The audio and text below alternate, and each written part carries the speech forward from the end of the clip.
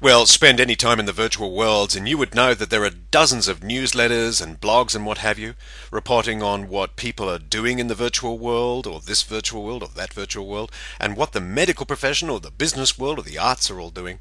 There are some serious online newspapers dedicated to what people of certain countries are doing online.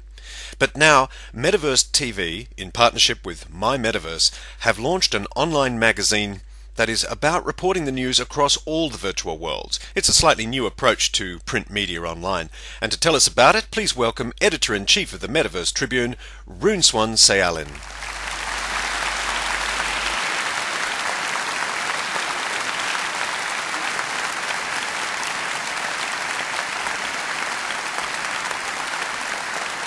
Hello, Angelico, and thank you for having me tonight.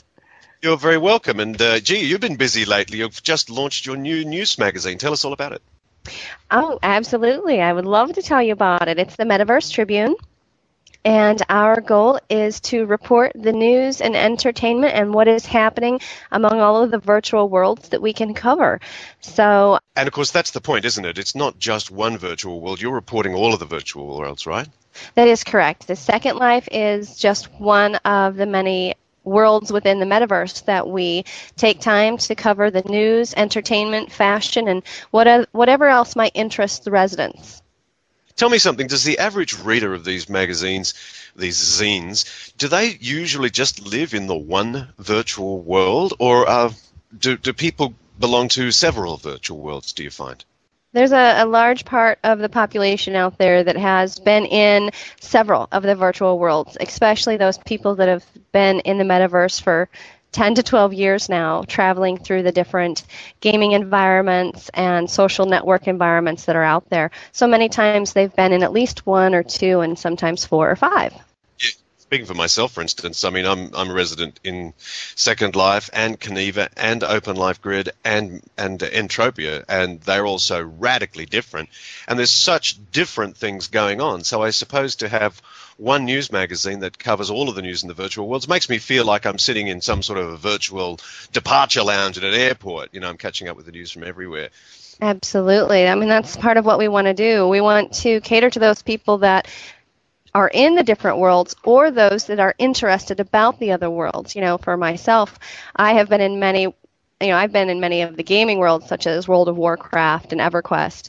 And so as far as the social communities like Second Life, I had been in a few of them. And now since I've been working with the Tribune, I've gotten active in many of the more. And the differences between Entropia and Caneva and Second Life, there are some pretty big differences, and it's all very interesting on many different levels. Yeah. And there's about 6 million people worldwide, or that's a statistic that I've seen kicking around the place, 6 million people on planet Earth who are resident of one or more virtual worlds. And it's turning out to be a reasonably big business. Very much so. I mean, there's millions of dollars that are being invested in virtual worlds. I believe just the other day I saw that $345 million were invested in virtual world companies. So that's a lot of money that's now traveling through the metaverse.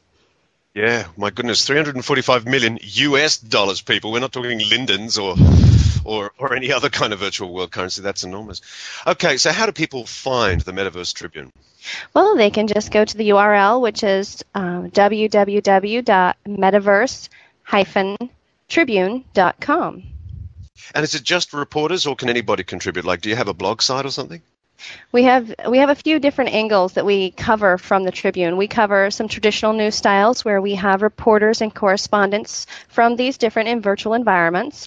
We also have contribution from bloggers that do go into a blog section of the site. And then we have content where, whether they're a reporter, a blogger, or just someone who has a review they'd like to share, readers can submit their own materials.